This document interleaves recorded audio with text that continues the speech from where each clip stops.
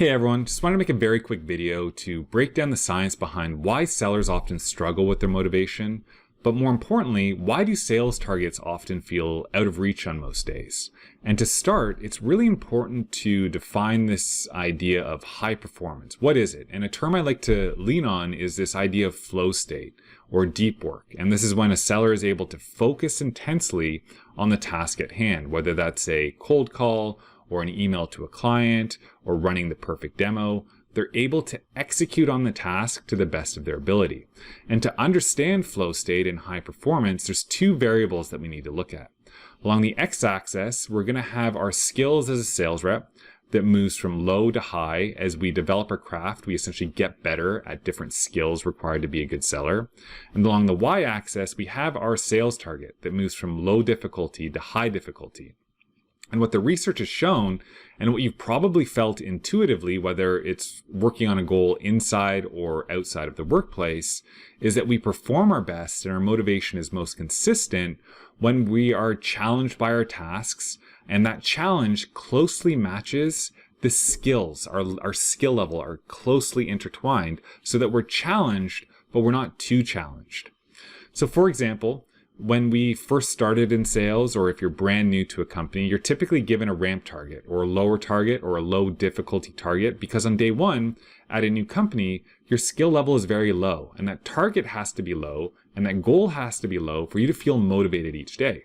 You don't know the product yet, you don't know who your ideal customer is, you don't know the various objection handles or the best way to reach out to buyers.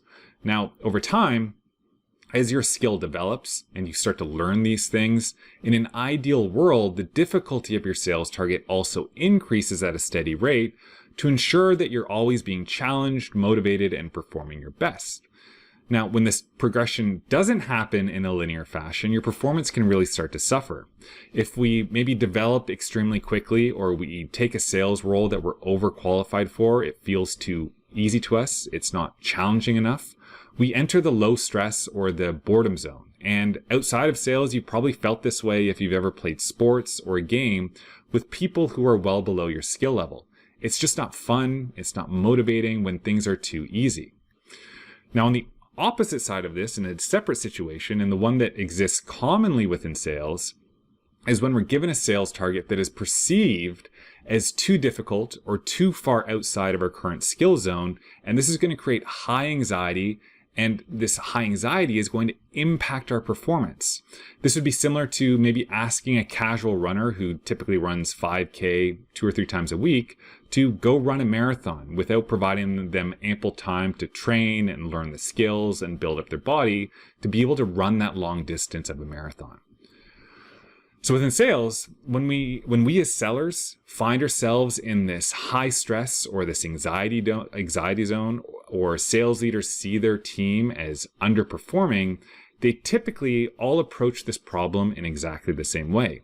We invest into prospecting training, for example, or objection handle training, or a new negotiation training, or we look for ways to improve our demo in hopes of improving our sales rep skill level, or improving ourselves to a point where our skill level is more closely aligned with the difficulty of our sales target and allowing us to feel more motivated on a daily basis.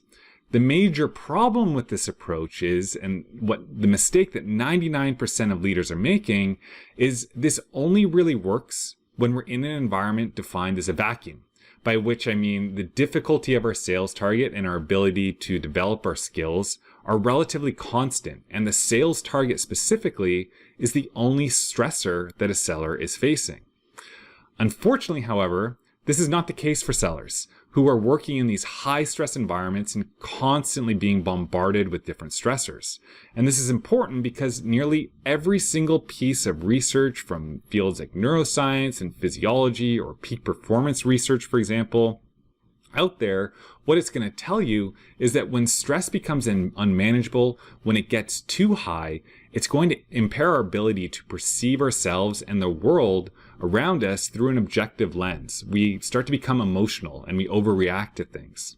And what this means is that regardless of the objective difficulty of our sales target or our skill set overall, when we're highly stressed, we become much more likely to perceive our sales targets as less achievable, but at the same time, we're more likely to perceive ourselves as less capable of achieving that sales target, hence underperforming and experiencing low motivation. What this means is if sellers and sales teams don't have a proper toolkit to manage stress, or they lack a basic understanding of stress and how to use it to their advantage, it makes it nearly impossible for sellers to ever feel motivated, perform consistently, and perceive their sales target as achievable on a daily basis. So if you as an individual seller or as a sales leader, if you aren't investing into things like resilience, mindset, mental health training, stress management strategies for yourself and your team, you're always going to be at the mercy of uncontrollable stressors and emotions that pull you towards being highly stressed and anxious like little magnets. Stressors like starting at zero every month, or facing rejection, or selling during a recession that we're all facing right now. Navigating tough emotions like fear or shame or envy. These are stressors, and these are emotions you can learn to manage and overcome, and in doing so, lower your stress levels to a point where you feel more confident, capable, and you see your sales target as something that you can achieve and within the realm of possibilities. Now, the reason why I know this is such a big problem within sales and why leaders are totally missing this as a huge opportunity to improve their team is because in the 2022 State of Mental Health and Sales report that came out last week, we found that 79% of sellers describe their stress level as feeling stressed or highly stressed, which is just simply insane if you think about it from an individual level or if you think about it from a leader level.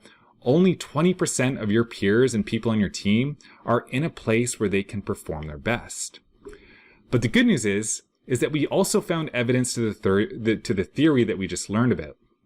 And we found this really strong correlation between stress and mental performance.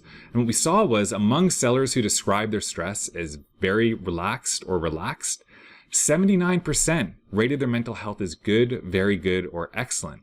However, when sellers described their stress levels as highly stressed, only 11% rated their mental health as good or better, and 0% described their mental health as excellent.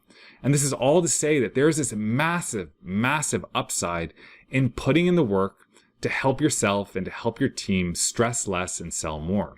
And that's the mission that I've committed to when I founded Sales Health Alliance many years ago. I've currently worked with over 6,000 sellers at various tech companies throughout the world, helping them improve their mental performance in sales through the book that I've written, an online program, team trainings, and using data to really consult with teams on an ongoing basis to help them make strides in areas like mindset, resilience, mental health, and stress management. So if you'd like to explore working with me, I hope this video was really helpful, but if you kind of just pique your interest and you want to start exploring ways to improve yourself and invest in this area, send me a DM. You can send me an email as well, jeff@saleshealthalliance.com, and I look forward to catching you on another video soon. I'll see you there.